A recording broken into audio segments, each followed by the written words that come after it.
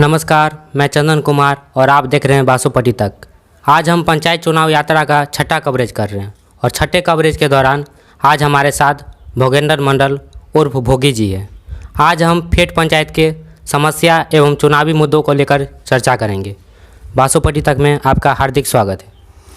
चंदन जी, अहूँ के फेट पंचायत के समस्त मतदाता मालिक के तरफ से, बड़ बुजुर्ग के तरफ से, बउआ बुची के तरफ से हार्दिक अभिनंदन, स्वागत है। पंचायती राज व्यवस्था लागू होने के बाद आपने पंचायत के लिए प्रतिनिधित्व भी किया है, तो आम जनता के लिए आपने क्या क्या काम किया है? पंचायत चुनाव एक टर्म हम इस पंचायत के मुखिया पद से हमारी पत्नी जीती थी, हम उसका नेतृत्व कार्यकारी मुखिया के रूप में किए। ठीक, तो उस समय हम जो है यहाँ लगभग 550 इंदिरा आवास दिए, 750 वृद्धावस्था पेंशन दिए, गरीबों को मान सम्मान दिए, गरीबों का शोषण नहीं हुआ। उस समय गरीबों को जो हक अधिकार मिलना चाहिए, बाढ़ राहत हमने भरपूर वितरण किया, प्रत्येक परिवार को हमने बाढ़ राहत दिया, किसान को जो लाभ मिलना चाहिए किसान को लाभ दिया, फसल क्षति मिला। इसके अलावा हमने यहाँ के जनता को मान सम्मान के साथ साथ सबको सम्मान और सबका विकास, जिसकी जितनी भागीदारी थी, जिस जात की जितनी जनसंख्या थी, उस हिसाब से उनको हमने विकास कार्य करने का काम किया। आप एक पंचवर्षीय प्रतिनिधित्व भी किए, लेकिन ऐसा क्या कमी रह गया जो इसके बाद आपको हार मिलने लगा?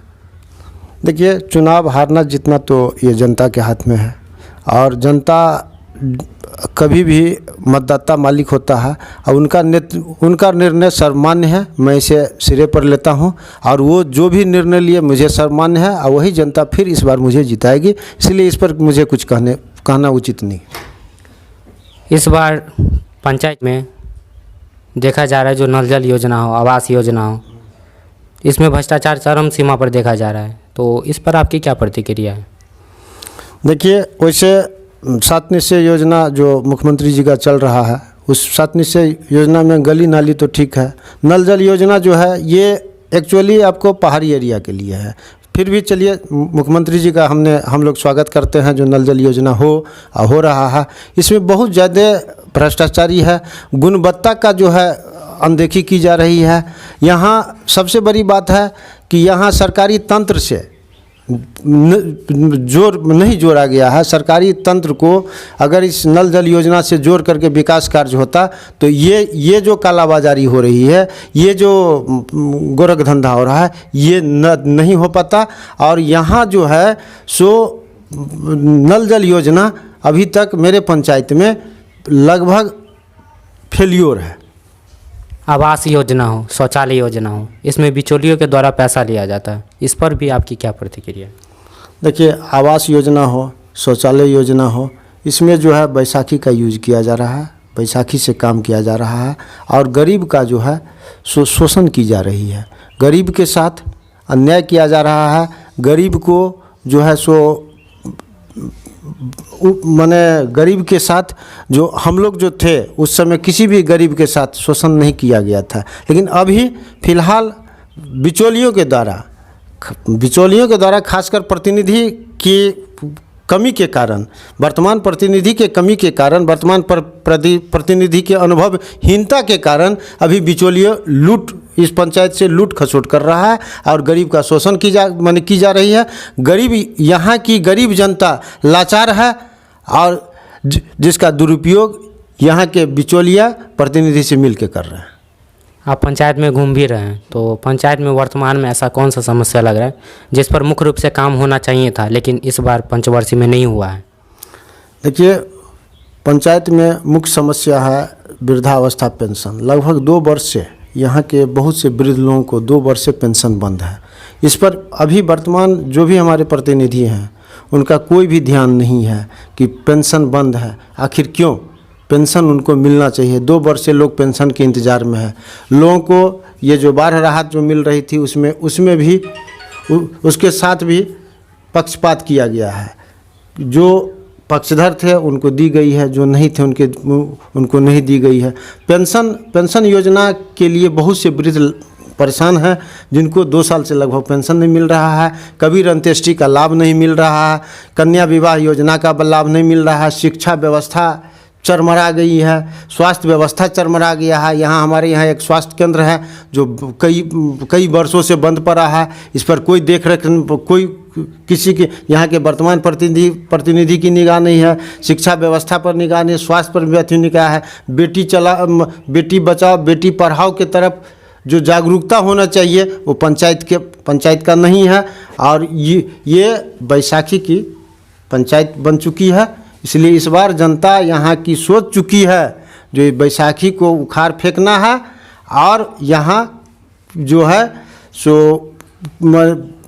सही नेतृत्वकर्ता को नेतृत्व इस बार हाथ में देने जा रही है। अगर इस बार पंचवर्षीय में आप चुनाव जीत जाते हैं तो बुजुर्गों, युवाओं एवं गरीबों के लिए क्या करना चाहिए? इस बार जनता मालिकों के आशीर्वाद से अगर हम चुनाव जीत गए, जीतेंगे ही, हमको उम्मीद है। लोगों का जो रुझान है, हम घूम रहे हैं। चुनाव जीतने के बाद जितने भी हमारे वृद्ध 60 वर्ष से ऊपर के जो भी हैं, जिनकी आयु 60 वर्ष हो चुकी है, सबों को जो भी पेंशन से वंचित है या जिनका पेंशन बंद है, सबों को पेंशन दिलाएंगे। वृद्ध आश्रम खोलेंगे जहाँ वृद्धों को कम से कम 2-4 घंटा बैठ करके वहाँ पेपर रहेगा, वहाँ सारी सुविधा रहेगी। वहाँ बैठ करके वो लोग जो है आपस में बैठ करके अपना समय व्यतीत करेंगे, एक दूसरे के साथ बातचीत करेंगे।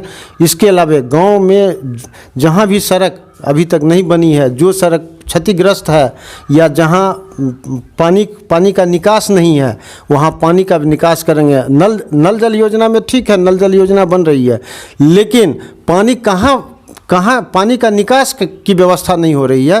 पानी के निकास की व्यवस्था होनी चाहिए, जो निकास की व्यवस्था नहीं हो रही है। इसलिए अगर हम चुनाव जीतेंगे, जीतने के बाद हम यहाँ जो सबसे पहले पानी निकास की व्यवस्था करेंगे। वृद्धों को मान सम्मान के साथ साथ वृद्धाश्रम होगा, लाइब्रेरी की व्यवस्था होगी। जो भी सड़क अभी तक नहीं बनी है या जो बनी भी है क्षतिग्रस्त है, उसको हम दुरुस्त करेंगे। और यहाँ मेरा एक ही नारा है, सबको सम्मान और सबका विकास, यही मेरा नारा है। बासोपट्टी तक से बात करने के लिए आपको धन्यवाद। जी ठीक है चंदन जी, आपको भी धन्यवाद। आप आए, आपको इस मिथिलांचल की पवित्र पावन धरती पर फेट पंचायत की समस्त मतदाता मालिकों, बुजुर्गों, अभिभावकों, बच्चों, महिला एवं बच्चियों की तरफ से आपको हार्दिक अभिनंदन, स्वागत, इस्तकबाल। ये पंचायत हम लोग का पंचायत बुद्धिजीवियों का पंचायत था।